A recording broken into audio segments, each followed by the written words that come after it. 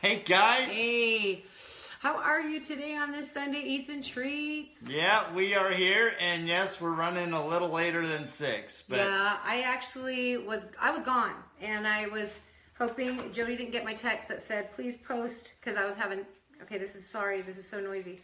I wanted to tell him to post. I could text from where I was at in McCall, but I couldn't tell, I can't post. It was hard for me to post, so I wanted him to tell everybody that we were going to be running late because I had technical difficulties with the vehicle. Which drives her crazy. I can't stand mechanical issues with a car. It gets her very upset. Like, I get annoyed.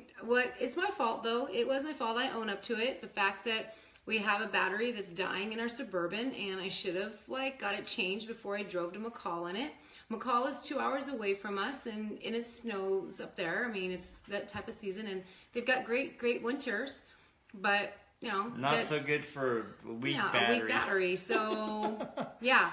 So because we had a dead battery, I had to anyway, it's a long story, and I'm running behind. But I'm back home safe and sound. Me and my girlfriends had a great time. Yeah, you gotta watch the videos. I mean, they're like 4 or 5, I don't know how many there were of you, but a bunch of girls playing together in the snow. It's there's 6 of us that went, and my girlfriends are awesome. I don't have any biological sisters, so they are my sisters, and I love them to death.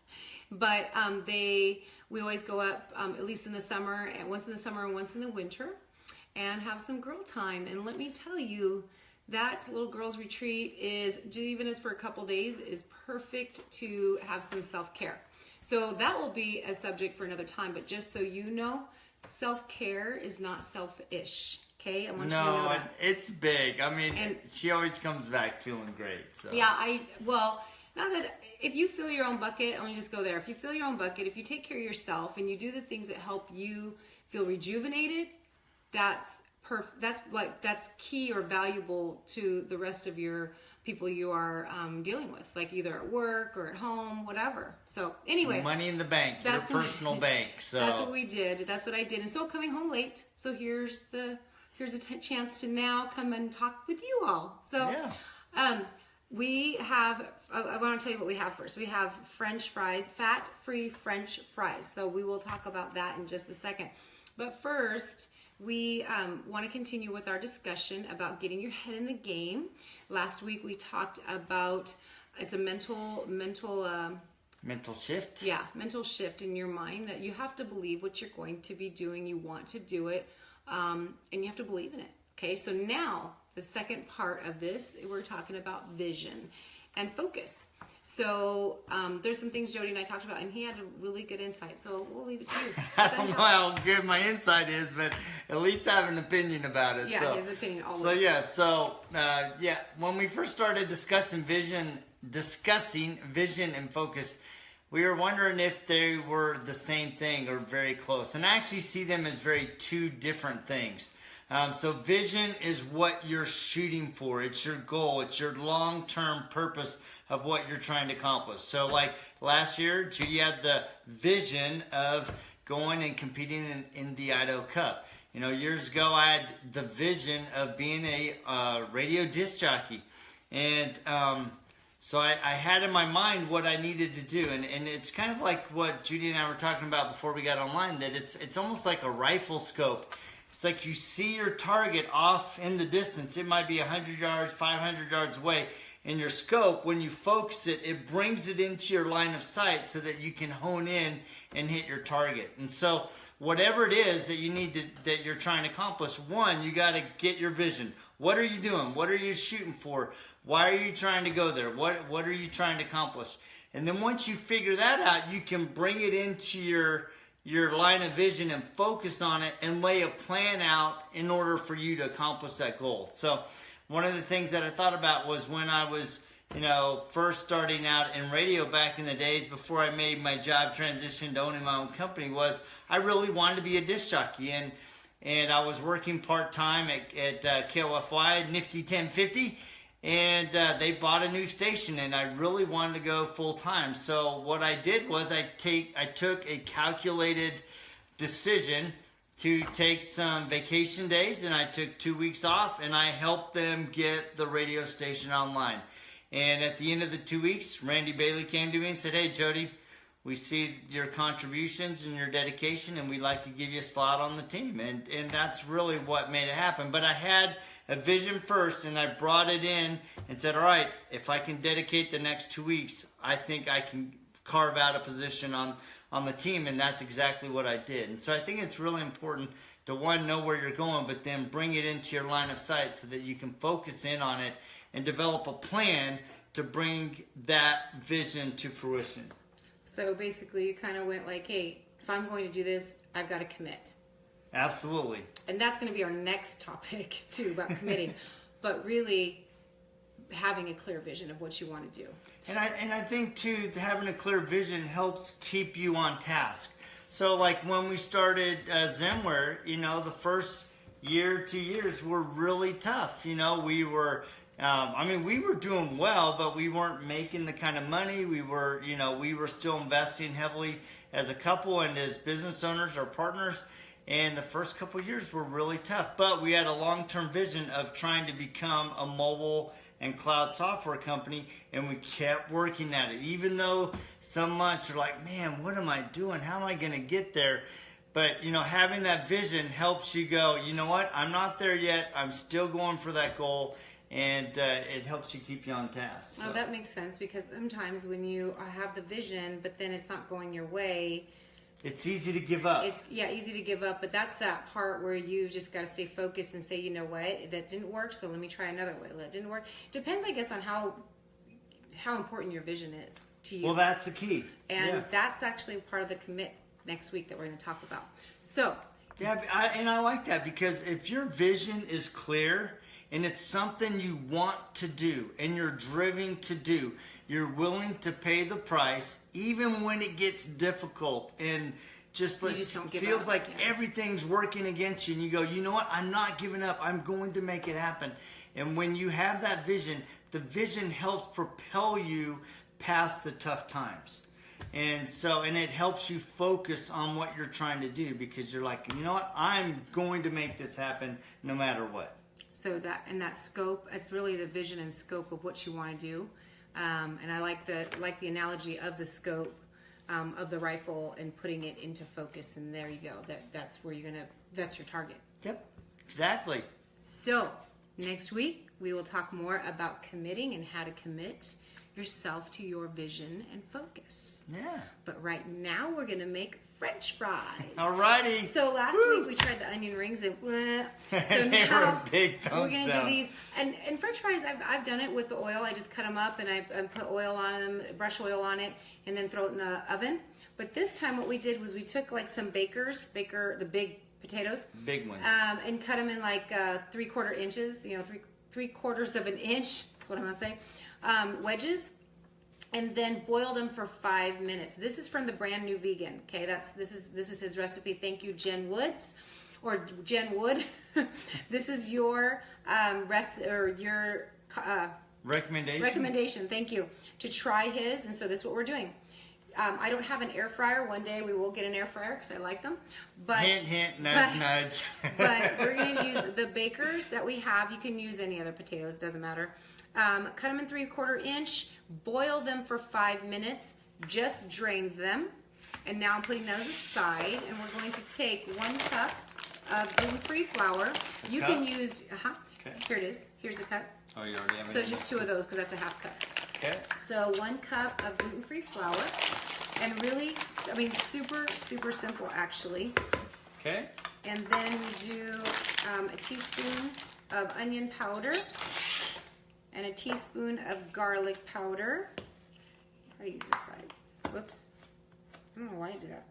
There. Oh, it's never been open. Nope. Not that side. Okay, never mind. Do that. I don't want to mess with it, and it takes too long. There we go. Teaspoon of garlic. I don't want too spicy, so let's just do a half a teaspoon of chili powder. And you can use a teaspoon of paprika. We've got the Old Bay seasoning. I actually love Old Bay. Great on fish, chicken, any kind of meats. So let's do a teaspoon of Old Bay. Okay. And then it's just salt and pepper to taste. And so we like it a little spicy, but I don't want it too spicy. Okay. So we're going to just and a dash of pepper. And this is just some salt, some Himalayan sea salt. And we're gonna just put some of that in there. And all you do after all that is done, the same pot that you just boiled in, you are going to dump your potatoes back in it. Now what I suggest is after you drain your potatoes, wipe out the inside of your pot because it's wet. Wipe it, and then go ahead and put your potatoes back in. And then we're supposed to put these on. Now the potatoes are wet, so they should be able to clean. Should adhere to it? Yeah. Okay. And so go ahead and put that on. And where's my lid? Go ahead and put that on them. This is what they say to do. There's no oil involved. Okay. And then we take it and we shake it. Ooh. Let's try it. Okay. Oh. Shake it some more. They coated. Makes me want to sing Casey and the Sunshine Band. What's that? Shake, shake, shake, shake, shake, shake, shake your booty, shake your booty. We're rocking out. Shake, in shake, the kitchen. shake, shake, shake, shake, shake your booty. That definitely dates I us. was gonna say, do you know who Casey and the Sunshine Band is? I think I was Okay, that's- 13 when that song came Yeah, out. that's kind so. of embarrassing, but that's okay. I don't think it coated very well in here. Look, it's got some flour like back in there. So let me do this because that's what it said to do, and I actually want the flour to coat it more. There's probably, you said there was 4 bakers in here? 3 bakers. Okay. Oh, the important thing is not to make your wedges too thin. So 3/4 inch is best because you have to boil it. And if you boil them and they're too thin, they'll fall apart. I was wondering why she had me make them so big. When she texted me, she said pre-cut all the potatoes 3/4. I'm like, man, those are gonna be some big fries. Yeah. And so now we're going to go ahead and place them on there. And I don't feel like they're coated enough. Well, you want me to shake it some? No, it doesn't matter. It's just not sticking. And then maybe it's because they got too dry. So I've put a cookie sheet and lined it with parchment paper so that it stays fat-free where there's no oil. Let me just tell you something. I'm not against oil, okay, at all. In fact, olive oil, coconut oil, avocado oil, great, great, great oils for your body. But I'm following this recipe, so we're gonna see how it goes. Okay, so it takes 20 to 25 minutes. So we'll probably be back in 25 minutes. 25 minutes. I'm gonna check this out. Okay, I think. Get them all. No, but I'm going to. Here, let I me feel like I move want mine. to coat some of these, recoat them. Don't you think? Maybe this one because the back needs it. So let's do that as well. So it didn't stick very good, and I have a feeling it's Because because. they dried out. Yeah, Maybe. maybe. All right. Well, we're gonna go for it. Okay. It's a test kitchen, right? Here we go. That's right. All right, guys. We'll see you back in like 25 minutes. All right. See ya. Oh. 2-5. I went too far. Like this. Like the refs do in basketball. Okay. See ya. I'm sorry. Just thinking about it made me laugh before we even started the camera. I can't even tell you. Well, I can tell you. So the fries. It's funny. The fries. I can't. Hold on. Can you see them? Here, I'll show you one. It's still full of flour. Baked for 25 minutes at 425 degrees, still full of flour. And you know why? It's not because the brand new vegan had a bad recipe. It's because We didn't follow it. did not follow the recipe properly. I said 1 cup of flour. It was 1 tablespoon of flour. That's a lot of flour. And no wonder there was a ton of flour in my pot still, because it's only supposed to be a tablespoon, and it would have coated just fine, and it would have had more spices on it, and it probably would have browned better instead of being coated with all this It's really floury. flour. And now she's just eating it. It's floury. Yeah, exactly.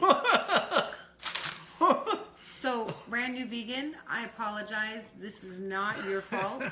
It's my fault. That's all good. It's only a thumbs down because I didn't read the recipe, didn't right? read it. So it's a thumb down on me that didn't read the recipe properly. And I don't even know how I got 1 cup of flour. Don't ask me, but I probably was looking at another recipe and then saw that. Anyway, so I can't even tell you if these are like a good recipe because I screwed up. So here's what I'm going to do. I'm not even going to try it because there's too much flour. I was trying to like get some off and make it work, but no, you can't. it's kind of like Spanky. So I'm going dropping something on the ground and trying to get it off. So I don't even know what you're referencing, but okay. From Little Rascals, Spanky. He dropped something on the ground and he... Oh, I don't remember that one on Little Rascals. I'm really dating myself today. So here's what I'm going to do. I'm going to make this again, not now. I'm going to make this again during the week, and then I'll post about it and let you know if it was a good one. Because I got to make it right. Oh, so it was a bust. My bad. We're going to do it again, but later. That's why we call it a test kitchen. Yeah, and I didn't read the recipe. So, see, word to the wise. Follow directions. This is where focus comes into play. Totally. It's easy to be distracted, but if you're not focused on what you're doing, little things can make a big difference. All right, guys. So, bust here. No biggie. We're going to do it again later, and I'll let you know. Okay, focus. Get that vision going and focus on what you want to do. We'll talk next week about committing. All right. Hang loose, guys. Have a great Sunday. Take care. See ya. See ya. Yeah, that was bad.